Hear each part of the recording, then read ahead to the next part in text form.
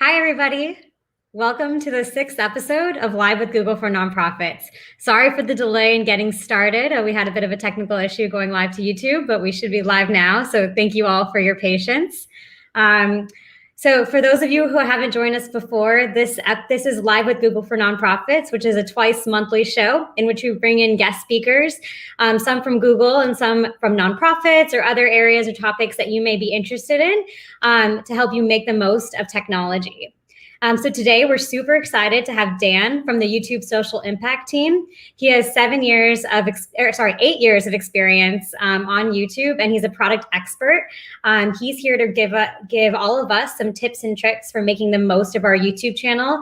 Everything from becoming storytellers to make sure that you are doing the best practices and quick things that you can make the most of your channel. If, like I said, if you haven't come to other episodes before, you can check out our YouTube channel. Last week, we talked about online marketing challenge. That is a way for nonprofits to partner with students from around the world to get your ad grants account set up and help you manage campaigns. And in the next episode, we'll be talking about working on Google My Business for your nonprofit. So every episode is about a different topic, and we actually look at the survey that's at the end of the episode to make sure that we are creating topics and episodes that are relevant to you. So a few quick tips before we get started with Dan. Make sure, so you can use the live chat on the right side of your screen to ask any questions that you have.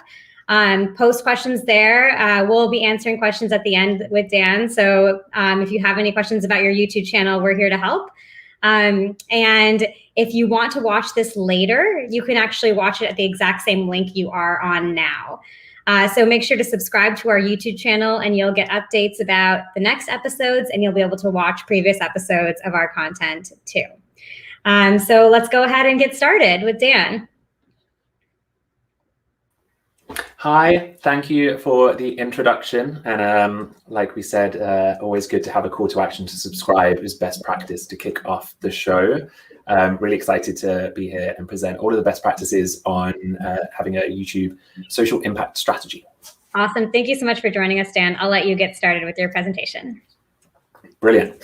So for this presentation, we are actually going to be running through our YouTube Social Impact Workbook / Playbook. And we're really excited to be able to share this with you. It's super useful, not just from a giving best practices, but it's also got worksheets where we can help you go away with something that is very specific to you as a nonprofit and not be too conceptual, not to be too out there with the thinking, but actually give you something that you can take away, written down, and action on. So we think that's really, really important for you to go away with things that you can actually implement. You can find the playbook / workbook that we're going through at goo.org /YouTube-nonprofits. So I'll just give you a second. If you do want to work along and use the worksheets that are provided in this workbook, I'll just give you a second to go to that link so you can watch along and also work along with us. So that's goo.org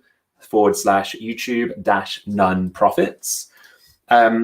And what you'll find is a playbook, which hopefully you're all here because you're on a mission to create greater impact. And what I really want to stress and educate you all on is the fact that YouTube can help with that.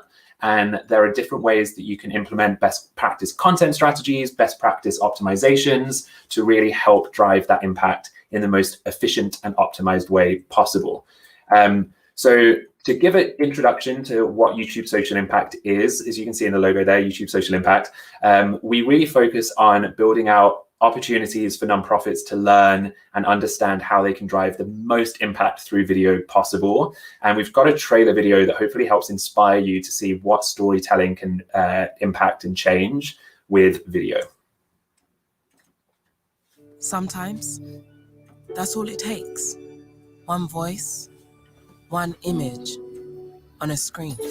We choose to go to the moon in this decade and do the other things, not because they are easy, but because they are hard.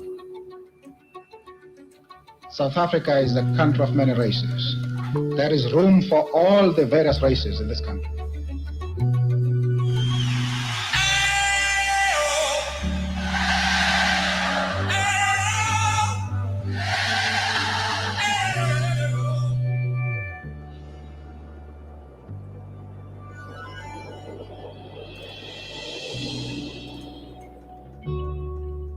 None of us will ever forget this day.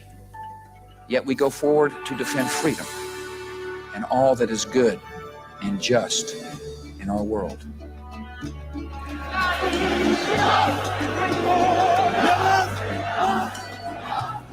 It gets better.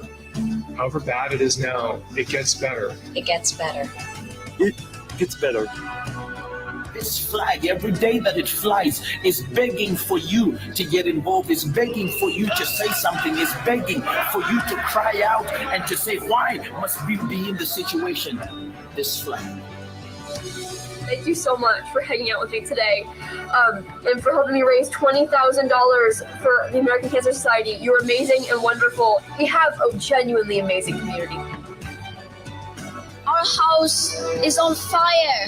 We demand a safe future. Is that really too much to ask? One moment can change the world, just as it always has.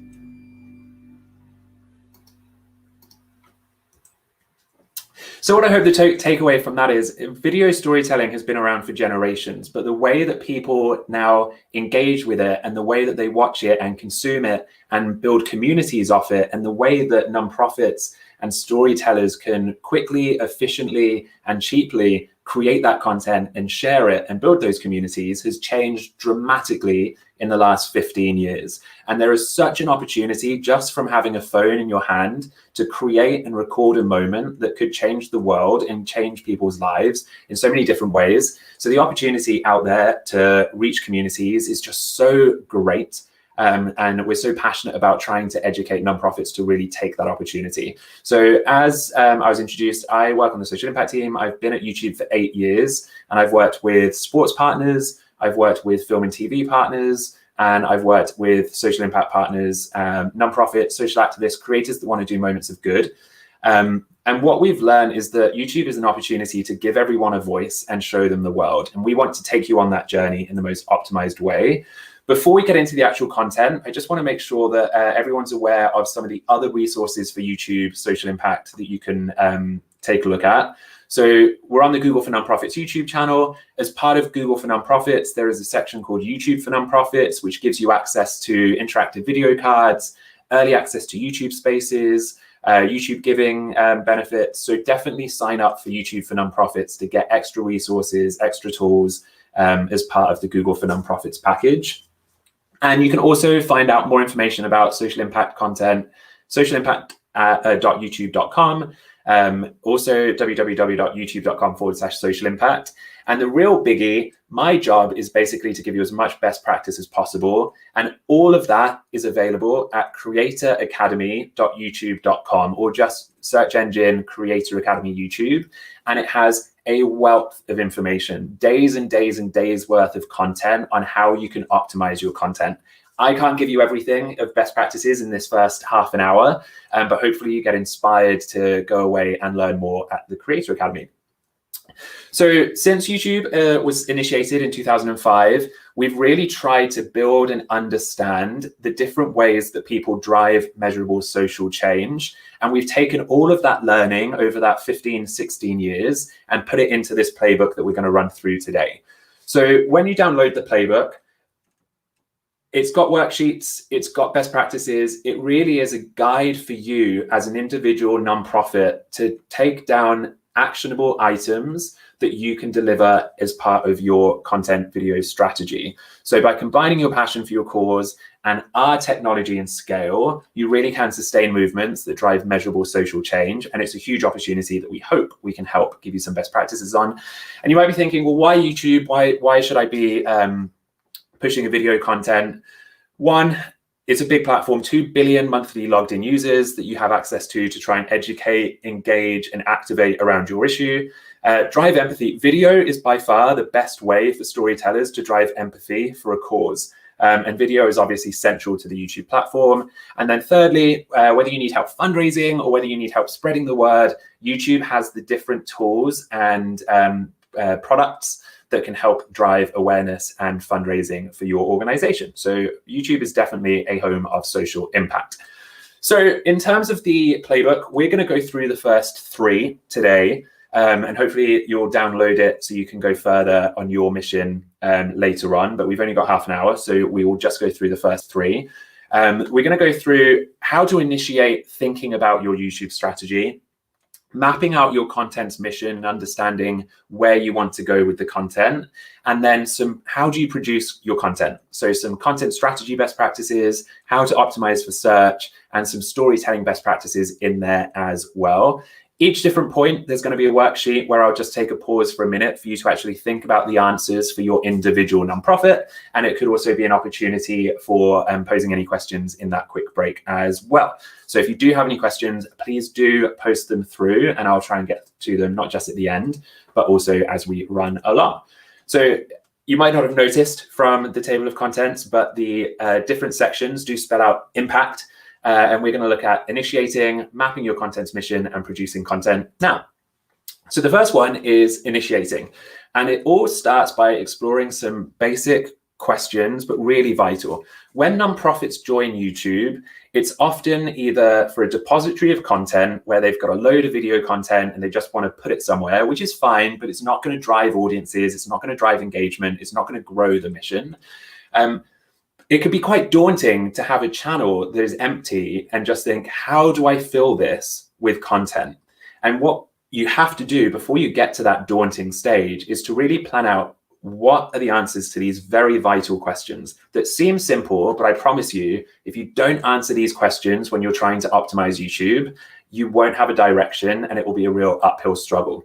So even though it's really seemingly obvious, to make the most of your YouTube journey from the very beginning, you need to determine what your YouTube goals are. So number 1, what is your content's mission? In other words, what do you want to change about the issues that you're trying to address?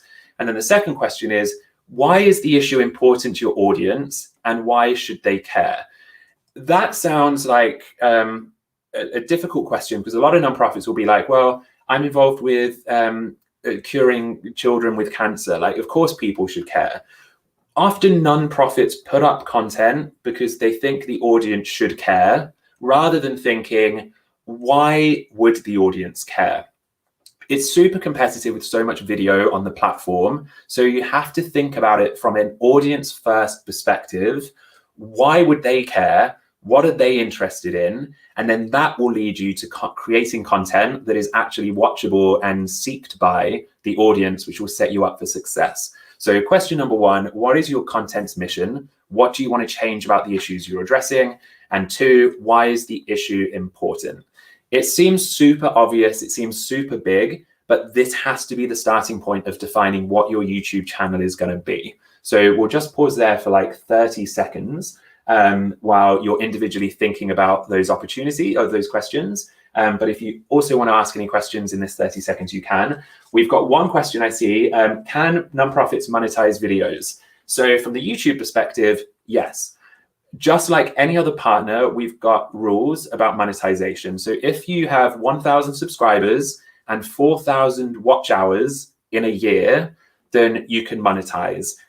The question then becomes, are you legally, as part of your own charters and your own legal position as a nonprofit, able to monetize? That's something that you should check in with your finance and your legal team. But from the YouTube perspective, once you've got 1,000 subscribers and once you've got 4,000 watch hours, you can monetize on YouTube. So yes, there is a route, but that is something that you'd have to check in with your legal and financial team. Great. So super simple start, but this is the way that you build out your YouTube strategy so that it is not as daunting as a big empty hole that you have to fill with content. So congratulations, you've taken your first step on your impact journey. Easy as that. It will make life a lot easier down the road once you've put real consideration into those questions.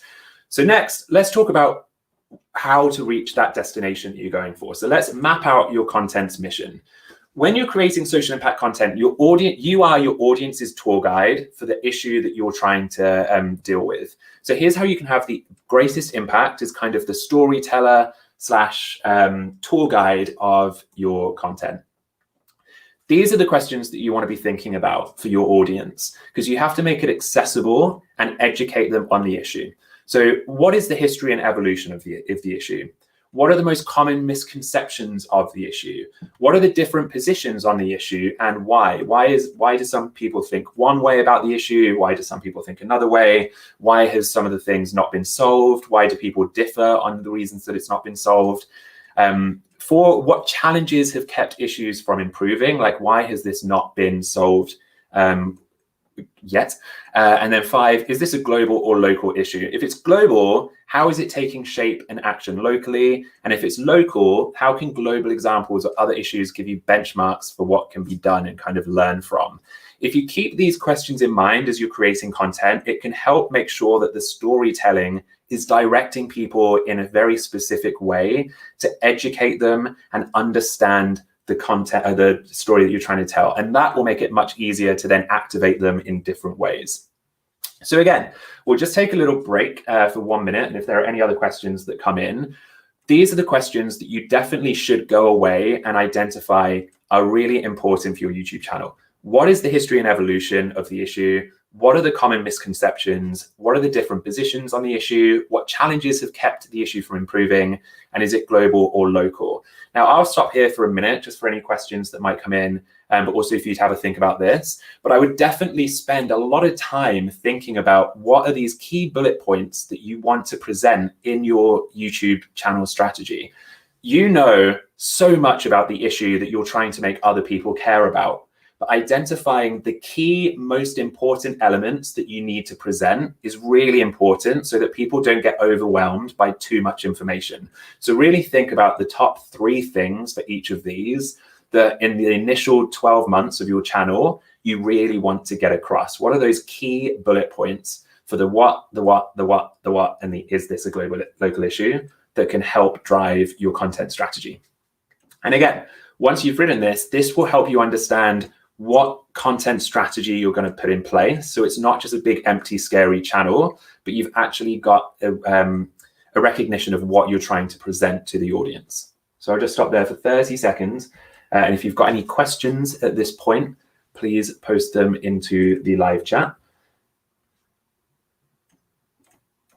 And if not, keep thinking through those issues.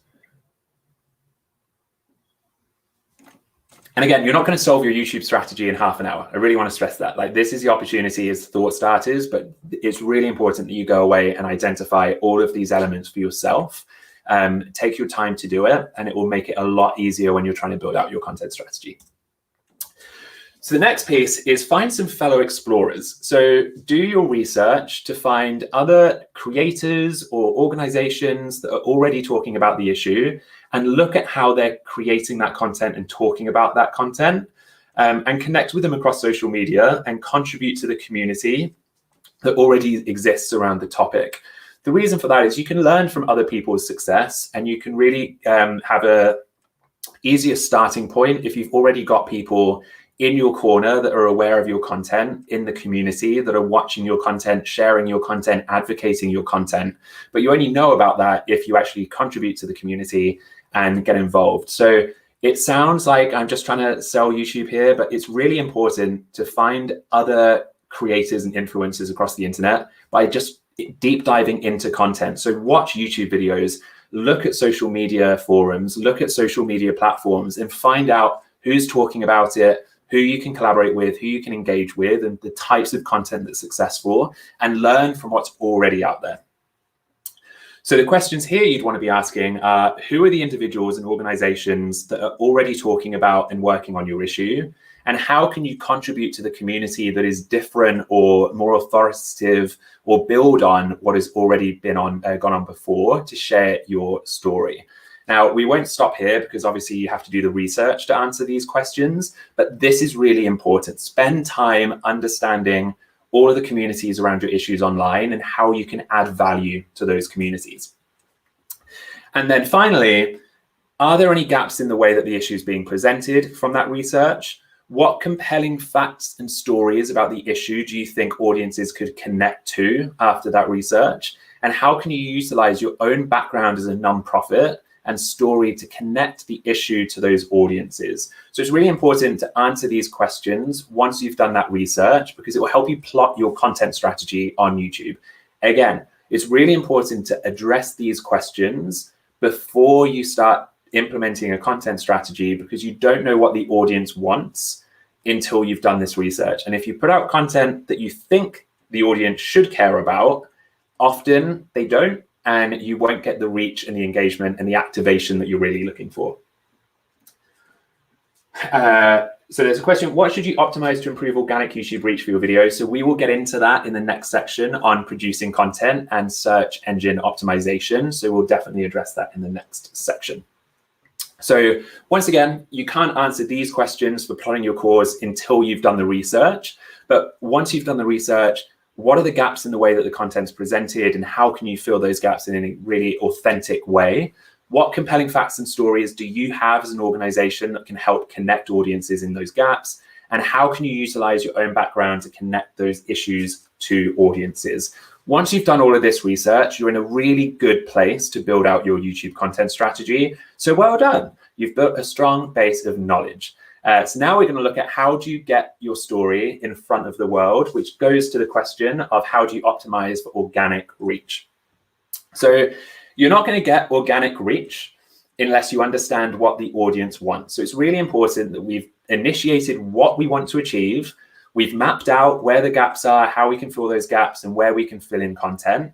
Now we've got to create the content and try and get people to watch it. So we're going to look at that in 3 ways. We're going to look at content strategy best practices.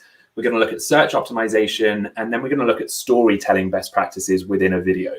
If you're looking for more information about producing content for YouTube, there are some great resources, namely the YouTube Creator Academy that I mentioned before. If you go to just any search engine and search YouTube Creator Academy, you'll find the link, and it's got a wealth of information for nonprofits and creators alike that you can spend days deep diving into, and I definitely suggest you do if you're passionate about video.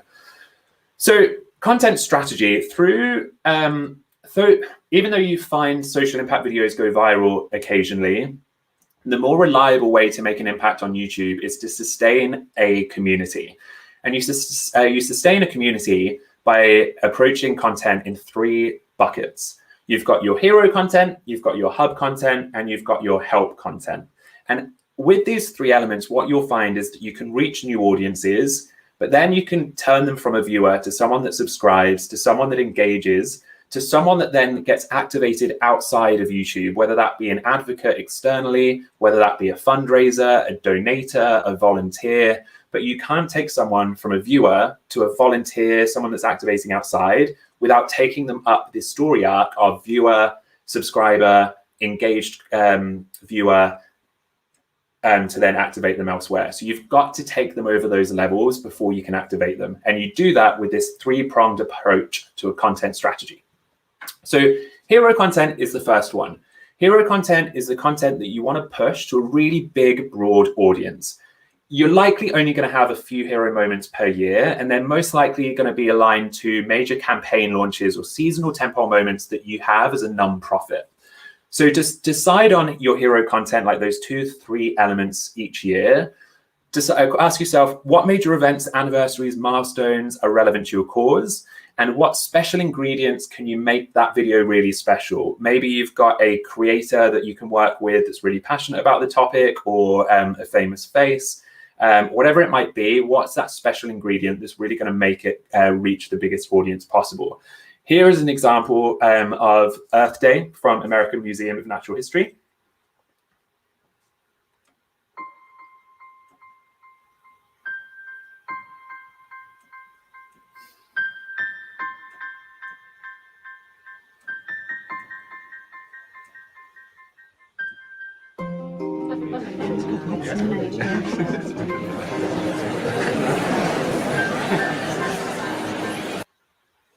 So this was a tentpole moment. So it's hero because it's annual, it's once a year, and people are searching for that content. So every year you've got journalists, you've got viewers, you've got audiences that are searching Earth Day to understand more about the day. So they created a really cool animation to celebrate it and to give people information on it. So it reached a big, broad audience. It's just once a year. They put money into the actual edit and turned it into a nice animation. And that video outperformed all of the other videos on their channel at the time. So it was a really great piece of hero content because it was around a major event and they created a great answer to people that were looking for the content. The next type of content that you want to think about is the hub content. Now, this is the every 2 weeks, every week, every month, whatever sustainable framework you're able to create on. But it's the content that is the bread and butter that people want to subscribe to. A YouTube channel, YouTube many moons ago changed from just being a video platform to almost a channel platform. So people subscribe to channels, not to individual videos. So it's important that you give them a reason, them being a viewer, that you could activate in the future to turn into a donator, fundraiser, volunteer. They need to have a reason to keep coming back to the channel and subscribe. So what is that repeatable format, the bread and butter of the channel that you upload once every 2 weeks, once every month, whatever frequency you can make it, it has to be consistent to keep people coming back. So they can go from a viewer to a subscriber, to an engaged subscriber, to someone that can activate outside of the platform. This is a great example from Great Big Story of hub content, where they posted 6 short mini documentaries, no more than 5 minutes long, celebrating different cultures. This particular documentary was looking at Native American history and culture. I knew every week that there would be an episode of this documentary giving me insight into celebrating different minority groups. So I had a clear value proposition why I should keep coming back to the channel regularly. That is what you're looking for with hub content.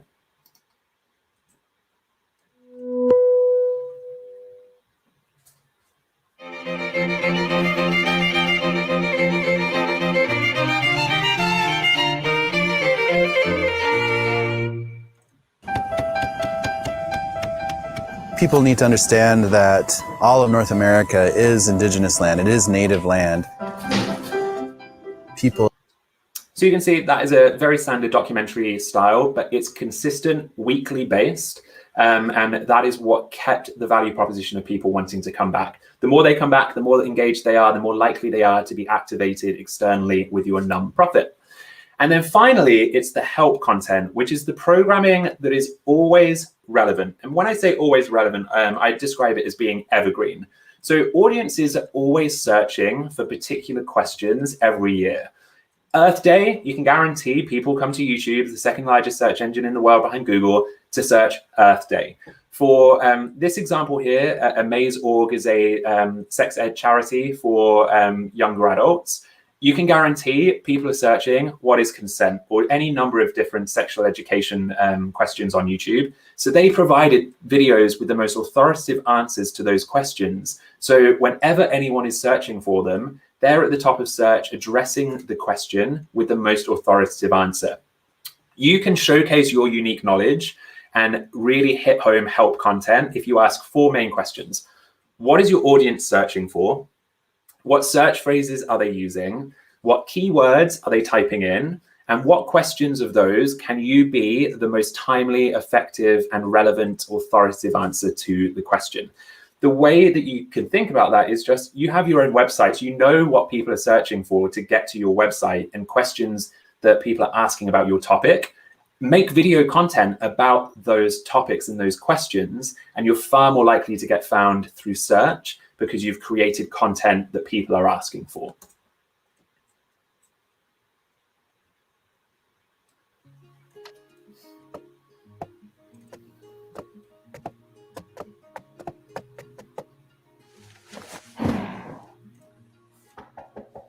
What do you want? I couldn't help hearing some seriously dragging feet on the way to your room. What's up, dude? Could you keep a secret from Mom and Dad? What are big sisters for? There's a boy in my class who asked me out 2 weeks ago. Whoa, you have a boyfriend now? You're growing up so fast. So you can see where that was going. It was teaching about consent through animation, which is what the nonprofit is about. But they knew that people were searching for very specific questions around sex ed, and they created video content that was incredibly directly answering those questions. And that means that viewers are going to find that content not just in the first 24 hours of upload, but in 2 years' time, they'll still be finding that most authoritative content that they've produced. So it's a great way to keep audiences being found in an evergreen way across the year. So if you've got the playbook open, you can use this worksheet for hero content. Again, we haven't got time to spend a lot of time on it, but the major questions that you want to be asking for hero content are, what are those major events, anniversaries, milestones that are relevant to your cause? And what are those special ingredients that you can bring to this video to make it stand out? Like I say, 2 or 3 times a year, you'd want hero content, push it to a big, broad audience, bring people to the channel. Once they're at the channel through that hero content, what are they going to find? What are you known for? What's repeatable? What is that bread and butter format that you're going to be creating? Once you've got that hub content, you can then start be addressing the help content. What is your audience looking for? What search phrases are they using? What keywords are they typing in? And what questions can you answer that are especially timely now? Once you think about your content in these 3 different buckets, all of a sudden you've got a content strategy. You know the information and the mission that you're trying to achieve on the platform. You know those hero moments that you're trying to create and bring in audiences. You know the regular format that you're trying to produce to keep people coming back. And you know the content and the questions that people are asking that you can be the most authoritative answer for. You've got a YouTube strategy there, and you can incorporate that across a 12-month schedule, and you can gradually build up your audiences. And that big, empty, scary space that was there before on how do I fill this with video content, that's how you fill it with video content. So I definitely suggest taking the time out. You're not going to answer it in 30 minutes now, but downloading this worksheet and going through, okay, what is the hero, what is the hub, and what is the help content that I'm going to be creating on my channel? And now onto the, okay, I've got the upload, I've produced the content, I've got my hero content, I've got my hub content, I've got my help content. How do you package it so that people find it? Because the worst thing you can do or you can find is that you upload it and then no one sees it. And there are some really common mistakes about the way that you package a video that means it's not easily found through YouTube. So when you're thinking about uploading, you want to think about the package before you even create the production and create the content. So the 2 main things that you want to think about are thumbnail and title. If you go to the Creator Academy, there's a ton of other optimizations you can look at, but think of the thumbnail and the title as the headline and the headline picture on a newspaper, where you've got loads of other newspapers around or magazines, and you're like, oh, which magazine or which newspaper should I pick? You've got the headline and you've got the picture that's shouting out at you. You have to get it right. So thumbnails. Thumbnails are the images that show up when YouTube, people search on YouTube or on the watch page along the side. They show up in a number of different places on the platform, and they act as the billboard to help viewers direct into the content. Well-designed thumbnails will attract more viewers. Right? Really simple. It sounds obvious, but it's very important that you identify what is a good thumbnail and what isn't. So 2 thumbnails here. One of them is A, the top one, which is the title that is alongside is why you can't see stars on the moon. And then B, the second thumbnail with the same title, why you can't see the stars on the moon. Now, which thumbnail would you say is the more effective thumbnail to click through on? A or B? I'm sure most of you are saying B. Most people would agree that it is option B. The reason is a number of different reasons. One, the style and tone of it. The face is inquisitive, and if you've got a face on a thumbnail that has a certain expression, we're more likely to engage with it. Secondly, there's very clear contrast between the background and the foreground. Having that contrast makes it much easier to click on. The next piece is it actually accurately represents the content. What I love about this thumbnail is when you add the title to it, it's even more interesting because the question in the title is, why can't you see stars on the moon? And yet in the thumbnail, I can see stars from the moon. So it's already making me think, wait, that doesn't make sense. That doesn't align with what I'm seeing. That inquisitive and that kind of note to bring people in really has an impact on drawing in audiences with a thumbnail click-through. So that brings me on to titles. So though they can overlap, there's a general rule on 2 types of title. You can either have a title that is super searchable and really going for search engine optimization. The other piece is intriguing, where when people see it, they might not have been searching for it, but they see it and they think, oh, that's interesting. I want to click through on it. So searchable is filled with search-friendly keywords and capitalizes on pre-existing interest of users looking for the topic. And intriguing is focused on less on keywords and more on creating curiosity. So below are 2 titles from the same channel. Which type of title is which? One of them searchable, one of them's intriguing. First one is Don't Worry, No One Cares. And the second one is How to Overcome Shyness. Which do you think is searchable and which do you think is intriguing? I shall tell you. So How to Overcome Shyness is searchable because it's something that people are likely to search. YouTube is the second largest search engine on the platform, second largest search engine in the world, behind Google. So people are coming with very specific questions, and one of them is likely to be how to overcome shyness. They've seen the question that people are asking, and they've created content to address it, and they've made it very clear in the title that this is a solution, this is an answer. On the other side, intriguing, don't worry, no one cares. That's something that I might not have been searching for, but it's something that I look at and think, oh, why does no one care? And actually, it's a wonderful video, and if you do watch it, it's really not as depressing as it sounds. But it's intriguing. So nobody will search for the title, but if you saw it, you might think, oh, I'll click through on this. So your videos are fundamentally storytelling vehicles. So it's important that they're compelling and meaningful. So we've looked at the packaging, we've looked at the structure of your YouTube strategy, the Hero Hub help. We've looked at what you're trying to achieve with the YouTube channel that drives that Hero Hub help content. We've thought about how to package that content so that it's searchable from users, but how do you tell a story in a really meaningful way? So within the video, how do you really engage your audience in the video itself?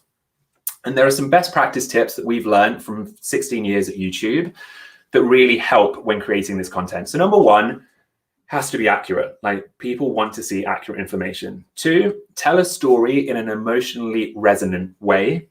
3, think about how your video can help you reach your objectives. So every video should have a very clear call to action and a very clear link to your overall mission, but can't solve the mission itself. Like, one video is not going to be the answer to everything. Be very clear on the specific objective of each video.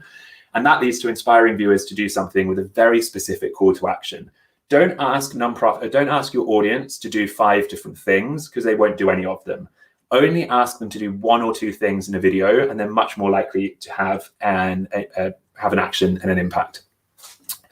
So there are 4 different formats in social impact content that we've seen the most successful.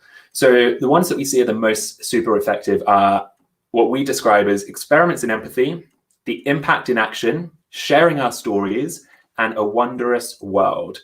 So experiments in empathy is where social experiments between seemingly opposite groups have a conversation and either come to a shared common ground or don't come to a shared common ground. But by encouraging audiences and participants to challenge assumptions, it's super engaging because it makes people have a discussion in the comments, it builds the community, and it's super engaging for the viewer. So here's an example from Jubilee. I didn't get any boobs. What did I do when I started making money? I went and bought boobs. Like, that's what I wanted. You're gonna die from your implants. Like, I'll die a D cup.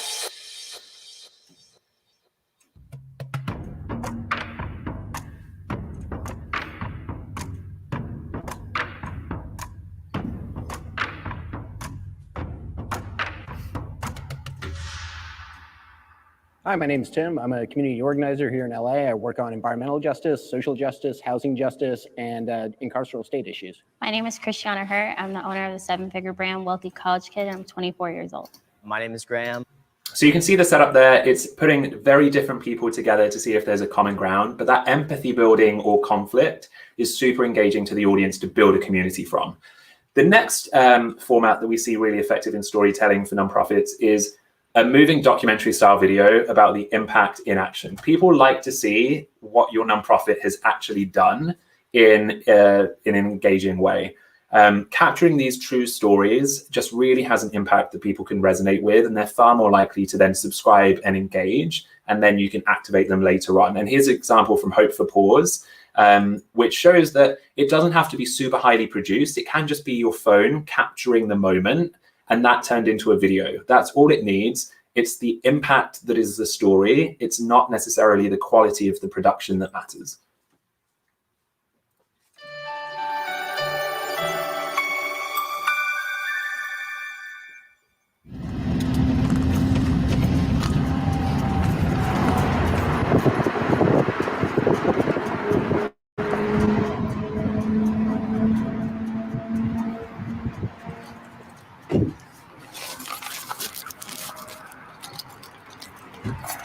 There we go. Here.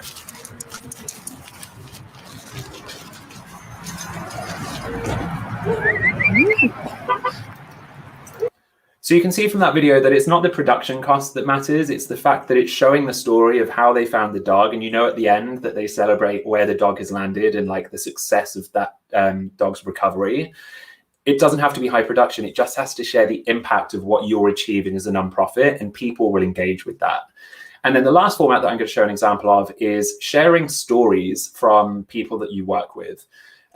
Often presented in like visual styles or animations. A lot of different nonprofits, and not just nonprofits, but a lot of different media codes show and present visual representations of people's stories. And it's by highlighting these stories that we might not normally share that finds a passion within people. Like it really clicks in, ticks into the empathy of the viewer. And often they'll think, I resonate with that. Like that's not something I hear every day. That's not something I hear people being honest about every day.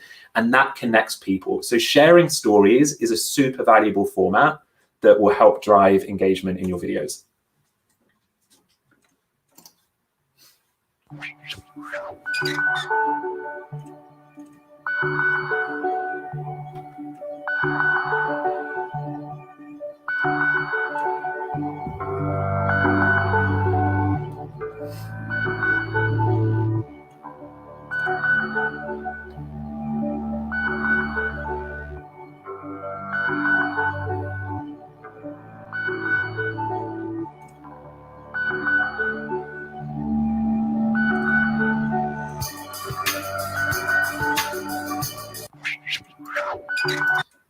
And again, from that video, you can see that it's not high production, but the comments and the value comes from the stories that we're hearing.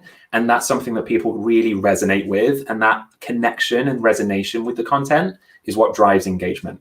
And then lastly, and this isn't going to be available to every nonprofit, but people love a wondrous world moment. People love to see things that they've never seen before or they're not familiar with. So showcasing diversity and shared human experience in different new worlds is really valuable. It's not going to be relevant for every local nonprofit, but if it is something where you're a global organization and you can bring different worlds together in that shared human experience, it can be super, super valuable because people are just desperate to see different ways and different worlds that people haven't experienced themselves.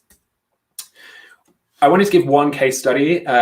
One of our most favorite YouTube nonprofits is Invisible People. And I definitely suggest that you check out Invisible People, the YouTube channel, because I made these slides 6 months ago and it said 710,000 subscribers already. I think he's nearly reached 1 million. And what I love about Invisible People is all of the storytelling formats, all of the Hero Hub help, everything he's built into this amazing content strategy, and really shows that if you do think about it right the way that we've pitched today, you can be really successful. And who knew that you could build a channel with nearly 1 million subscribers on homelessness? You can if you tell the stories in an engaging way and you build a content strategy that keeps people coming back and engaging. So it's a great case study example of what you could look to achieve. And you know, I'm not diminishing what Mark does, and he does have volunteers, but it is one camera often and Mark just talking to people. So it's not heavy with resources. It's not heavy with production. It's not teams of 10 people. It's mostly just Mark and a camera. So you can do it on a budget and you can be super successful if you think about all of the things that we've gone through today. What is the mission that you're trying to achieve? How are you mapping it out to other content on the platform? And then how are you building out a content strategy that will work for your audiences? That is just the first part of our playbook. The time is up, unfortunately. So do definitely download the playbook if you're able to, and look through the worksheets, spend some more time on them, and also look through the rest of how to build a community on YouTube, how to collaborate on YouTube, and hopefully that will help you be set up for success on YouTube. So yes, connect and collaborate, we haven't been able to cover today. Activate your community, definitely download the playbook, and you can find more information at socialimpact.youtube.com, youtube.com/social impact, and everything that I've talked about and much, much more can be found on creatoracademy.youtube.com. And with that, I will look to see if there are any other questions. Thanks so much, Dan. We really appreciate all of these tips. I think, and then we'll give everybody a minute or two to put in their questions in the live chat. And in the meantime, I'll just have a couple quick reminders. So I thought it was super interesting how you talked about the Hub, Hero, and Help content, as it's actually something that we do on our YouTube channel too. And we've seen a huge growth of subscribers from last year just by implementing that strategy. So highly recommend that.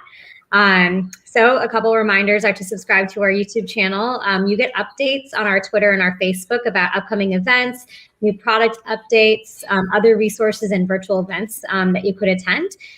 We also have the community forum. So if you have account-specific questions or general questions about Google for Nonprofits, we definitely encourage you to post those in our community forum. Members from our team, as well as other members of the Google for Nonprofits community, are answering those questions. And if you feel like you're a Google for Nonprofits expert, we highly recommend that you can go in there and you can answer questions from the community as well. So for those of you who have been doing that, we really appreciate it. And we do have a survey. So for example, this episode was actually born out of a survey result. Somebody on the first episode asked specifically for tips on growing their YouTube channel. So we slotted that in, and we knew it was an important topic, and we asked Dan to come present. So the survey is really important to us. We'd love to hear your opinions on what we could be doing better and how we can help you make the most of technology and Google tools. So I think we do have some questions. So we can go ahead and get started. So one question is, any tips for live streaming? Dan, I know you've done a lot of live streams. I've done a few with this show, so I'm sure we both have a couple tips. Yeah, I mean, so before you even get into the production side, does it have to be live? When you're doing a live bit of content, it adds a lot of complexity. It doesn't have to add costs, but it can do if you're going for a big production. Ask yourself the question, does it actually have to be live, or can it be a VOD? VOD meaning video on demand. If it's a live piece, it should really make sure that it is interactive and engaging, and you're having Q&A and there's a community aspect. If you're just presenting something that really is kind of as live, you can do it as a YouTube premiere rather than a live stream, and take the stress of internet connections and all of that out of it. So that would be my first tip. Does it have to be live? Once it is, I would say test from where you're doing the production. And from the time that you would be doing the production. Often we'll see organizations do a test the night before when there's not much weight on their local Wi-Fi network. But then when they actually do the event, it's at a time where there's not as much internet available to them, and it buffers and it's not as effective. So when you're testing, test from the same place and time that you would be doing the live stream, so that it's the most authentic piece. And then lastly, we actually do have resources on the YouTube Creator Academy, specifically on how to go live on YouTube and how to take your events digital. So that will have a ton of different best practices that you can lean in on. Yeah, when we were creating this show, actually, we used that playbook in figuring out how to go live too. So thanks, Dan, for working on that. Yeah, also one more tip is, when you are going live, if you hardwire your internet connection in versus using Wi-Fi, that's helped us a lot. So definitely recommend doing that. And when you do go live, you have an option of enabling the video to be rewatched. So it actually continues to exist on your YouTube channel. So that's something we do. I did see a question earlier in the chat about, will this video be available later? So the answer is yes, and that goes for all of our live streams, and that's something that you can do when you're live streaming. It's at the same link that you're watching now. It stays published on the YouTube channel, so you can go ahead and rewatch. So it looks like another question that we have is any advice for organizations like performing arts organizations who've had to take their content online? What do they do with their content that normally would be highly monetized? So for performing arts organizations that usually would have live events, now with COVID, they've moved their content online.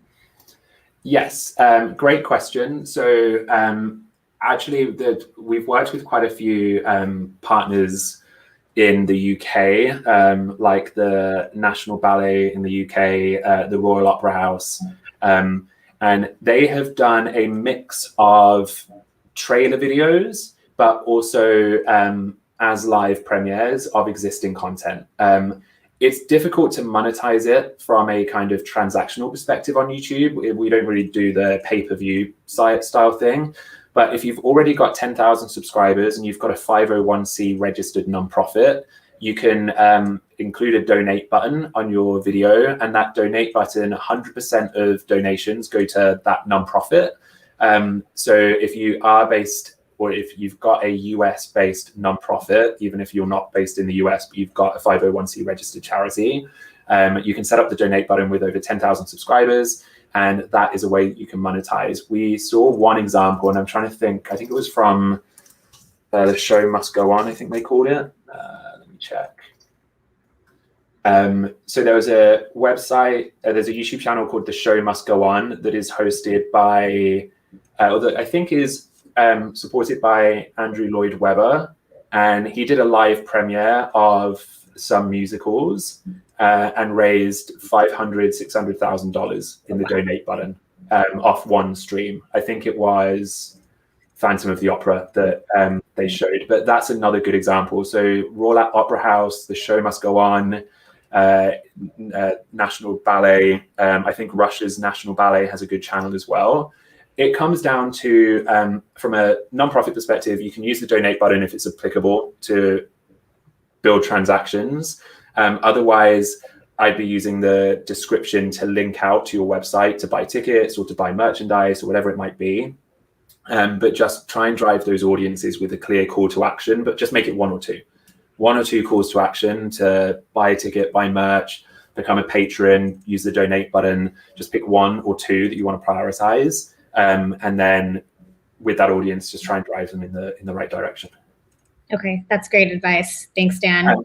And the other thing I would say as well, like when we talk about mapping the mission at the beginning, do go and just live your best theatrical arts life through other YouTube channels, because there are already organizations doing it really well. So go onto YouTube and think, okay, would this organization have a channel? Would this organization channel?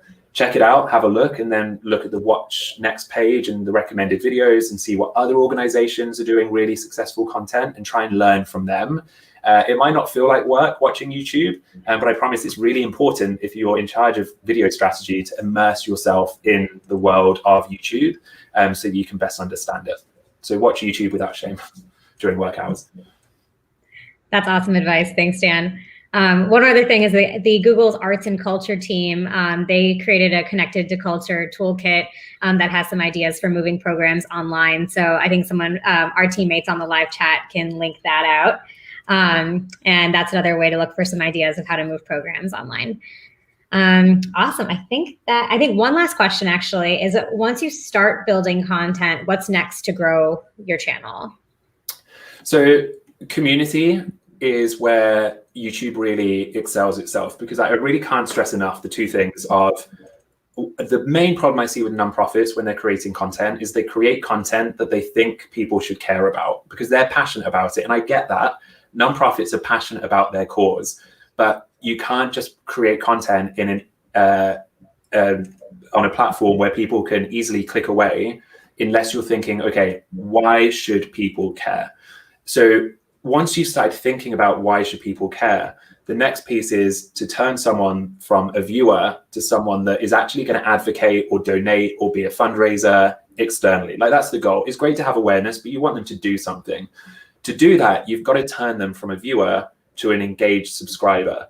And you do that by having a community. And you can build community through community posts, through replying to comments, through integrating comments into the video itself and having a discussion through the video content.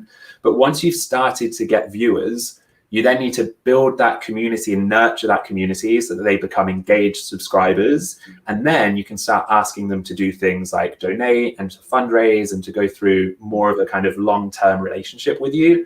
And that all comes from building community. Again, if you go to Creator Academy, there are loads of different ways that you can use different product features on YouTube to build that community. Awesome. Thank you. All right. I think that's all the questions that we have. But Dan, thank you so much for coming. This was super helpful. I know I learned a lot. I hope that our viewers learned a lot as well. As a reminder to our viewers, you can rewatch this if there's anything you want to dive deeper into, or you can find the resources on the Social Impact Playbook. So that was actually put into the chat too. So at that link, you can go to and see the actual playbook and continue to use that as a resource. So Dan, thank you so much for joining us today. Make sure to fill out, so viewers, make sure to fill out the survey and let us know what you thought of today's episode. We use this survey to help inform future episodes and what types of content we talk about. So make sure to fill us out and let us know what you think. We're very open to ideas to change the show or continue the show. So we would love your thoughts. And thank you, everybody. So thanks again, Dan, and have a good evening, everybody, or afternoon, whatever time zone you're in. Thank you, everyone.